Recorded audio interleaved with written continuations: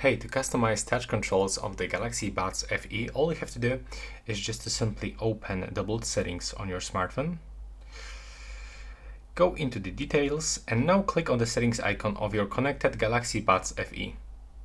Next from this, scroll down and go into the Open Galaxy Wearable application, and then you will have to go into the touch controls.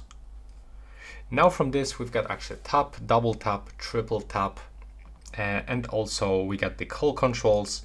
So now let's say that I want to activate the double tap and the triple tap. So as you can see, for sure, I can do this by selecting these options right here. And as you can see right now, I've got like 4 different gestures for the media and the 2 additional for the calls. But let's say that I'm not using the call controls, so I can simply turn them off. And as you can see, that's how you can do this.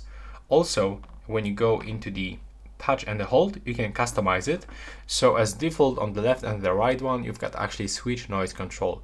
But for example, you can actually get the volume control. So as you can see, you can pick, for example, the volume down on the left one and the volume up on the right one. And that's how we can do this right now. Please subscribe to my channel and see you in the next one.